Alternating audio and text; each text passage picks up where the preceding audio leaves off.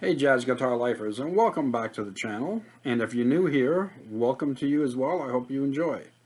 I want to do a little different thing today. I want to talk about the jazz guitar albums that had a really huge impact on me as a kid, as an early lover of jazz music.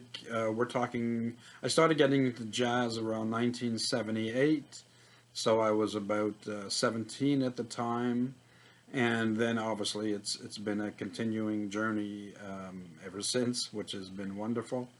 So these are the albums that I really love. Now there's a little twist to them in a sense. They are not just jazz guitar albums, but they're jazz guitar live albums. So when I was a kid, when I was just starting out on guitar, when I was 14 or so, I used to love live albums. They had a huge impact on me. I just felt that I loved the energy of a live album, especially if they took a song and they extended it a little bit, if they improvised a different solo. Stuff like that really kind of excited me. So Kiss Alive was a great album that I loved. Peter Frampton Comes Alive, of course, was an album that really influenced me a lot. Led Zeppelin's The Song Remains the Same, which is a live album, really, really, you know, made me really get into guitar. Actually, Jimmy Page was my number one hero for many, many years, and still somewhat today. But I've got a whole bunch of other heroes, so you know what I'm talking about. So they're just, I just love the energy behind a live album.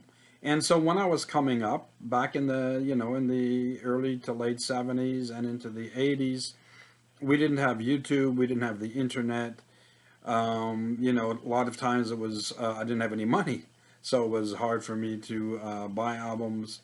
But I used to go to used record stores and I would go through the bins and I would find some stuff. And a lot of times I was just buying albums based on, maybe I heard a name when I was reading a Guitar Player magazine and somebody had mentioned, Joe Pass, or somebody mentioned Bruce Foreman, things like that. So a lot of times I would just get the album on spec basically and would hope for the best. And honestly, I was never disappointed.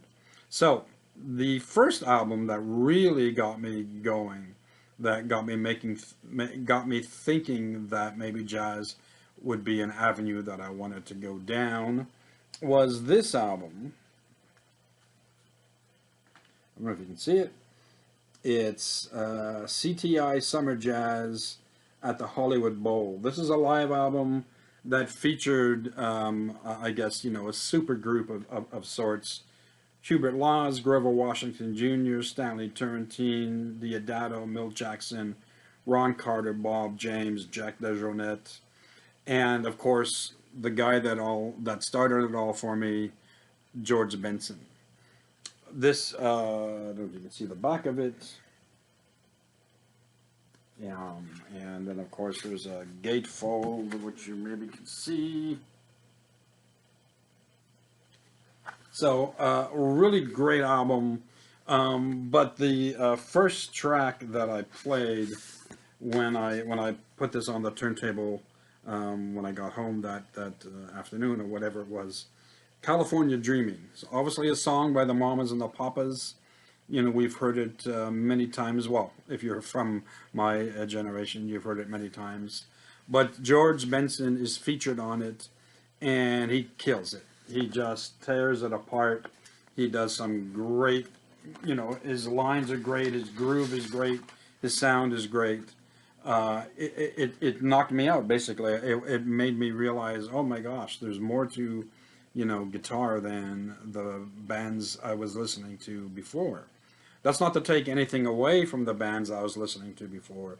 It just was all of a sudden now, wow, there's a new world I can explore. So it got me very excited, and it still does to this day. So then the other record that had a similar impact on my young brain at the time was this album. I don't know if you can see it. A Live Mother for You. Once again, kind of like a super group. Billy Cobham, Steve Kahn, Alfonso Johnson, and Tom Scott. Obviously, Billy Cobham on drums, Alfonso Johnson on bass, Tom Scott saxophone, and the wonderful Steve Conn. I've been a fan of Steve's ever since this album came out, and I bought it.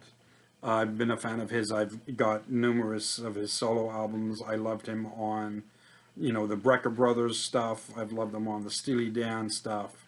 If you ever get a chance to listen to, or go on YouTube or Spotify and type in Steely Dan Gaucho, there's a great song which I'm blanking out on, Glamour Profession.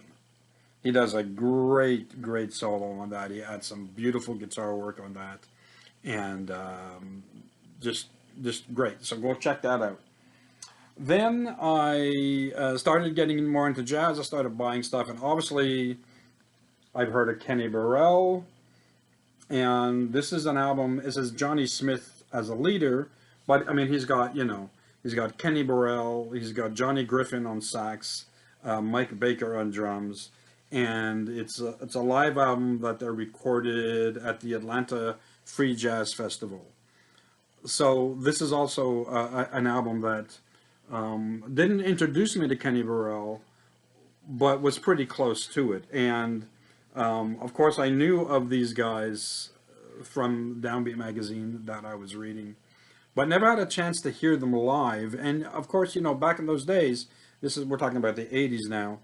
Still, there was no internet accessible anyway to everybody, and so right now, I mean, I could go on YouTube, I can type in Kenny Burrell live, and I'll get not only audio but video, and it's just a common thing now. But back in the day, getting something live that had the energy of a live show is what I wanted and craved, and that's what I got. Kenny Burrell on this, marvelous. He's just, he plays beautifully. There's a couple of his tunes, at least one tune of his, Be Yourself. Once you start hearing that tune, you'll know it immediately, I hope. And also, this features Jimmy Smith on piano. There's a tune that, aptly called Piano Solo Medley, and it's just wonderful. So if you never got a chance to hear Jimmy Smith on piano, then this is definitely the album to check out. He also played, I think he started on piano originally, and then he went on to the organ, and of course he went on to making history. So just a wonderful album, and if you ever get a chance to dig it, feel free to do so. I'll try and find the links to these albums if they're on YouTube, and I'll put them in the description box below. Obviously, I'd prefer you to go out and hunt down these albums at or similar albums at a local record store or a used record store in your neighborhood. I really dig that a lot more than just typing some words into a search engine and then having something pop up. The result is the same. Yes, you get to hear the music, which is at the end of the day more important. But at the same time, the adventure of going out and finding something, to me, is what makes owning a physical copy of something, whether it's a record, whether it's a CD, much more enjoyable. And of course, talking of enjoyable, this wouldn't be, a segment without this album. Jim Hall Live, a wonderful, wonderful album. When I heard this, I had obviously, actually this was recommended to me by a friend, excuse me. I had heard of Jim Hall, hadn't heard his music, but a friend of mine recommended this album to me. I found it at Cheap Thrills, which was a local used record store near my house at the time. And I bought it, and it knocked me out in the sense that it was, I don't want to say the perfect jazz guitar trio album, but if it wasn't, it came very close. Just some great playing by all concerned. Recorded, I believe, somewhere in Canada, I think, maybe even in Toronto. I should know this, and for some reason I don't know this. Um, oh yes, there we go. Sorry, recorded June 1975 at Bourbon Street, Toronto, Canada. And of course features the wonderful bass player of Don Thompson and Terry Clark, the drummer, both mainstays of the Toronto jazz scene and the Canadian jazz scene, and even some of the American jazz scene. This a great album. Now I know that digitally there's like two other albums that follow this, sets from that same evening, I believe. But to me, this was like the perfect thing at the time. And look, I mean, it's classy, it's sophisticated, the music is breathtaking. It's like the growing up version of a jazz album in a way. So definitely check that out. I mean, you should already have that in your collection if you haven't already. And now, speaking of, okay, so also, this is on the, I don't know if you can see it, but somewhere it's on the Horizon record label. And as is this album, Paul Desmond Live Quartet, also recorded in Toronto, and also put out by Horizon. So it has a very similar looking gatefold as the Jim Hall is, and features Paul Desmond on saxophone. It's a double album, by the way. Paul Desmond on sax, Jerry Fuller on drums, Don Thompson again on acoustic bass, and the wonderful Ed Bickert.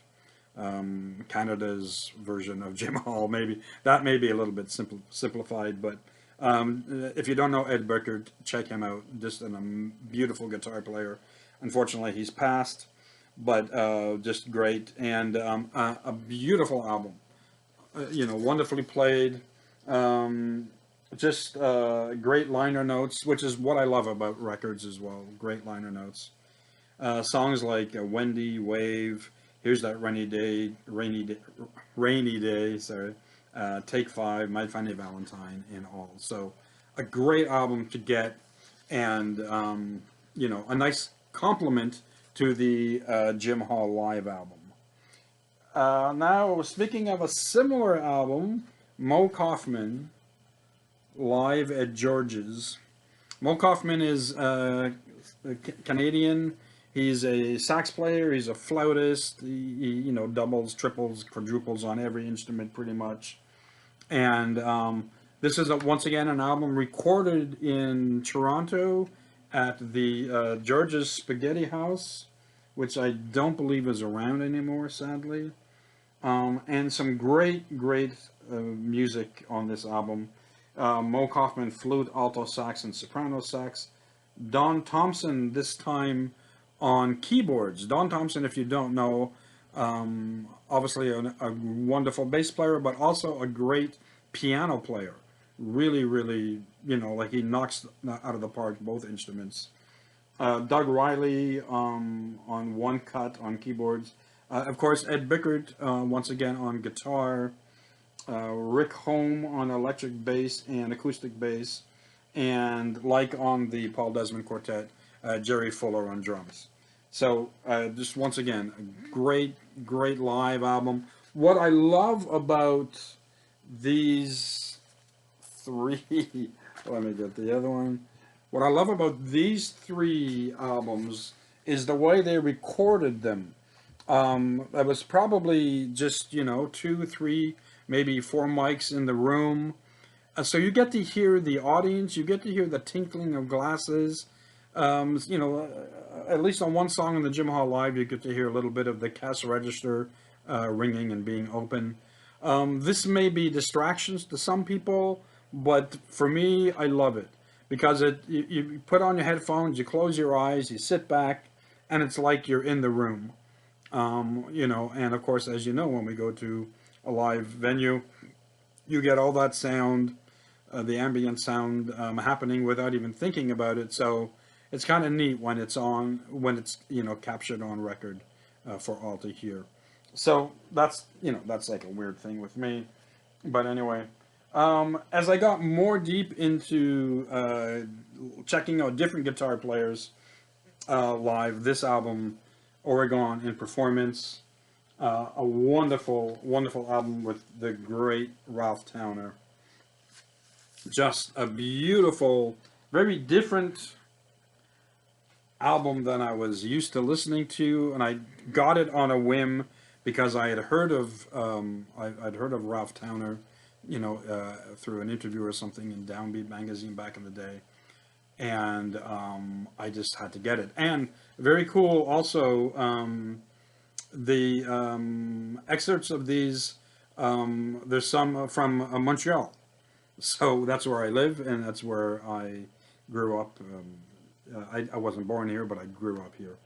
So just very fun. And yes, where was it? Outremont Theatre, Montreal, Quebec, Canada, November 30th, 1979. So there's obviously, a local bond that we had with Oregon. Had I known back in the day, I would have gone to see them live. My first jazz concert was in 1982, so I missed this by 3 years.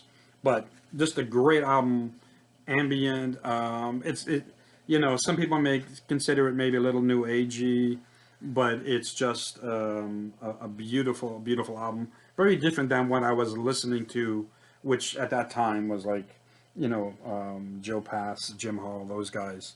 More acoustic oriented type music, very beautiful.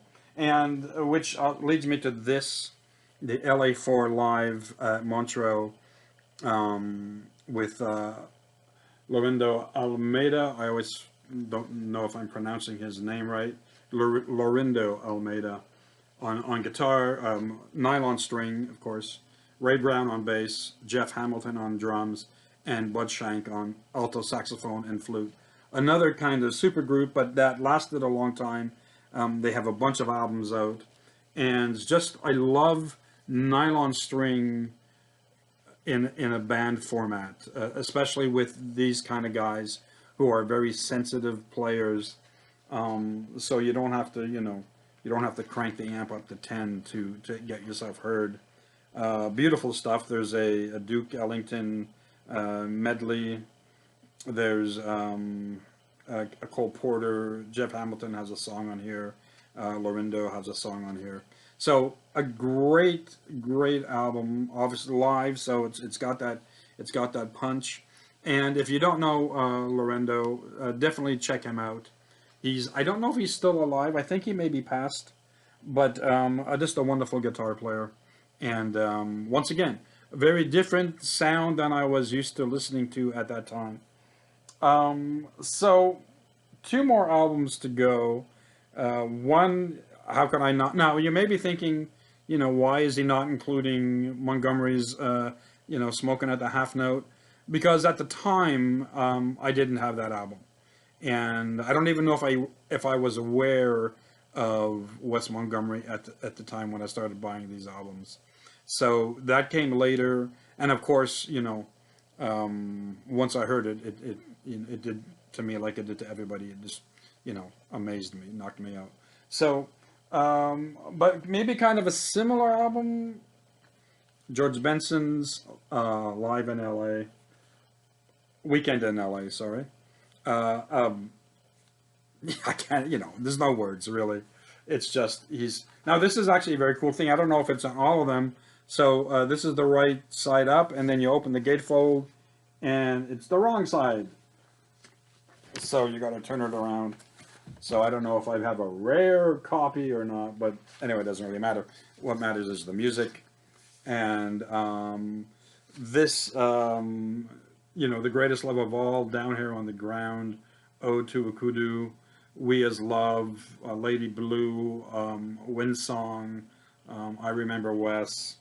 Just a great album. Benson burns on this, as he does on a lot of his albums from this era, which is 1977.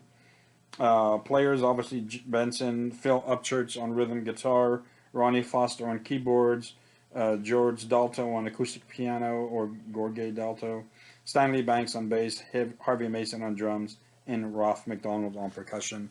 Pretty much the same guys he was playing with and recording with when he was coming up in this era. Now this is on, I think this is on so on Warner Brothers. So this is obviously after CTI stuff. It is produced by Tommy LaPuma, so you know it's gonna be great, and it is. It's just a fantastic album. This has got to be in your collection, regardless of if you like to, you know, if you don't like George Benson or not. Believe me, this album you're gonna like. And the last album, live album that had an impact, much more of course, but just for this video, is an album that's not even a guitar player, but just knocked me out. Once again, it was like I was listening to adult jazz rather than, I don't know, what would be the, you know, the opposite of that? Teen jazz, teeny jazz, I don't know. Anyway, Afro Blue Impressions, John Coltrane, a double live album.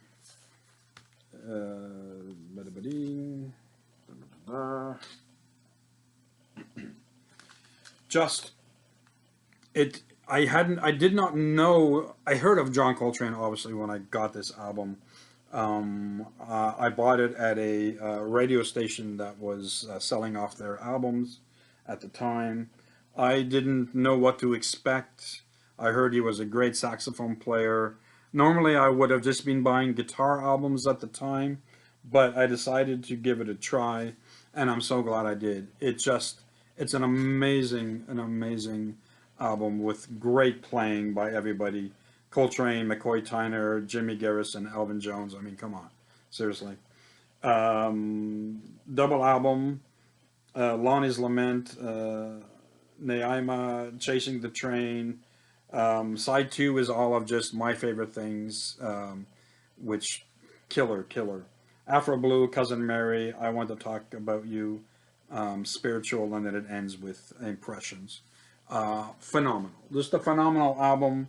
And like I said, normally I would have been buying, excuse me for a second, I would have been buying jazz guitar related albums, but I decided to try that because I figured, well, I've got to kind of, you know, go out of my comfort zone a little bit. And a lot of the interviews that I'd been reading at that time talks about, you know, getting a lot of the guitar players that I was listening to, they found influence and inspiration from other instruments like piano and like saxophone.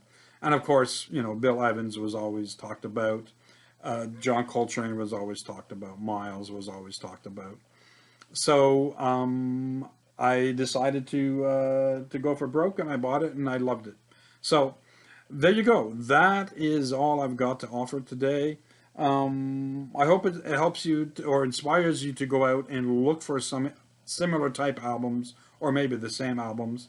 I realize that vinyl today is a lot more expensive, but if you go to, if you have the option of going to used record stores, you may be able to buy this stuff for relatively cheap prices.